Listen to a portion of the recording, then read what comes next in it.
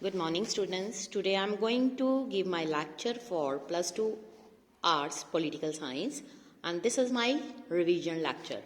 Today I am going to continue MCQs regarding final exam, that is those lessons which come in term 1 exam. Now let us start with the case based MCQ. Student, in my video you are watching some cartoons. Some questions are asked regarding these cartoons. What led to the dissolution of the Soviet Union? Different options आपको provide की गई हैं. First है the rise of nationalism and the desire for sovereignty at various places. Second option, the world economy sunk.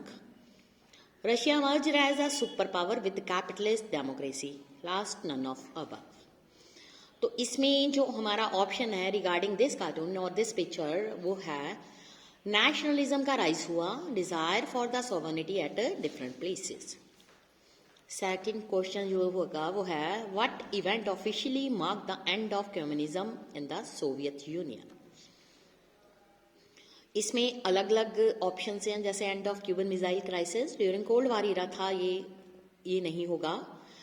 Rise of new world order, जो rise of new world order था वो हुआ after the second world war, means end of bipolarity, ये answer भी नहीं होगा. Fail August coup, ये correct option होगा. राइज इन यूएस इकोनॉमी, उसका भी इसके साथ कोई रिलेशन नहीं है. सो जो थर्ड ऑप्शन है C option, that is the correct answer. इसकी अगर हमें एक्सप्लेनेशन मेंशन करने के लिए कहा जाए तो वो एक्सप्लेनेशन है Last in the Soviet Union, the failed August coup in 1991 led to the end of Communist Party, whose leader was Mikhail Gorbachev. The next leader was Boris Yeltsin. All of these events led to the end of communism and the making of democratic Russia. Next question. How was the collapse of USSR seen by the West? Options: as an opportunity to colonize Russia, victory for freedom, triumph of democracy over totalitarianism, end of communist dominance, none of the above. जो answer है इसका B option होगा, means victory for freedom, triumph of democracy over totalitarianism. How many countries is the Soviet Union disintegrate? इसमें आएगा total 15 countries ही. Now look at the cartoon given below. Some questions are asked from this cartoon. First question, which country is represented by this mighty soldier? Answer होगा USA, United States of America, who was a sole power in the world after the Cold War era. Second question, why have the names of so many countries been written on the uniform of the soldier? अलग अलग option यहाँ पर provide की गई है. It symbolise the union of these country. नहीं, cold war में तो एक दूसरे के राइवल थे. It symbolise the colonisation of these countries by USA. No, ये भी नहीं होगा. USA has invaded these countries. Yes, ये आंसर बिल्कुल सही होगा क्योंकि यूएसए ने इन कंट्रीज के ऊपर अपना इन्वेड कर लिया था, इनको अपने अंदर मिला लिया था.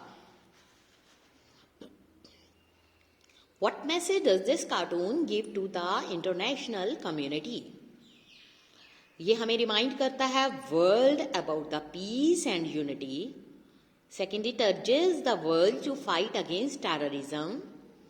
It urges the need to have military rule over democratic governments. It also conveys the US is a superpower. ये आंसर बिल्कुल ठीक होगा because it has the might to push its interest into any part of the world.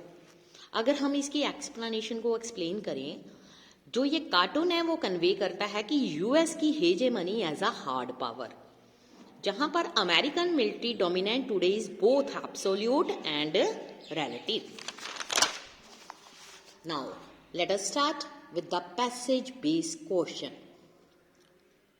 अगर मैं ये paragraph आपको read करके बताती हूँ, a coup took place in 1991 that was encouraged by the Communist Party hardliners. People had tasted freedom by then and did not want the old style rule of Communist Party.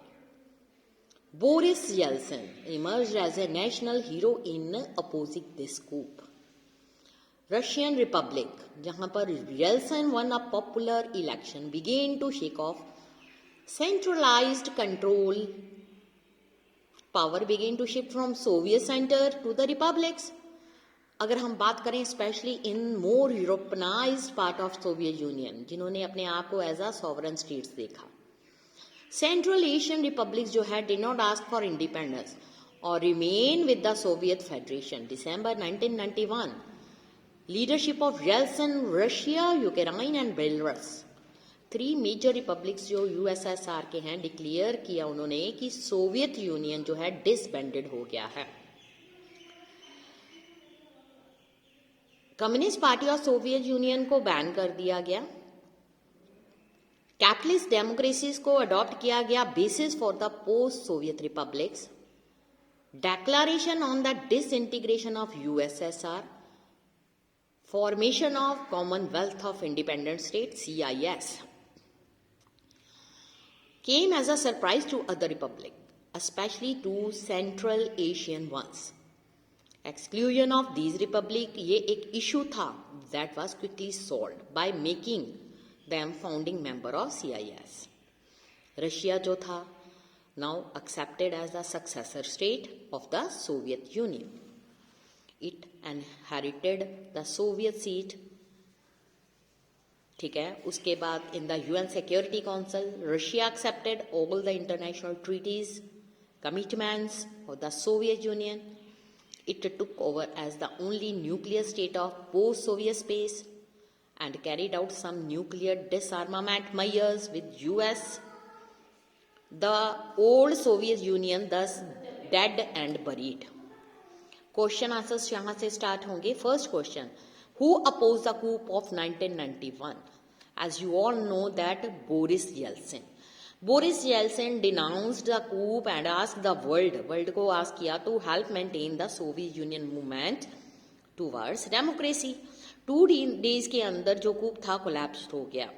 The largest public demonstration in Russia history celebrated the failure of the coup in the Moscow. Major republic of USSR, 3 थे major republic, वो थे Russia, Ukraine and Belarus. जो Soviet Union था created by treaty between the Soviet Socialist Republic of Belarus, Ukraine, Russia. उसके बाद trans Caucasian federation जो थी by which it become its constituent republic. अगला क्वेश्चन हमारा ये होगा, which type of government was adopted by post Soviet countries?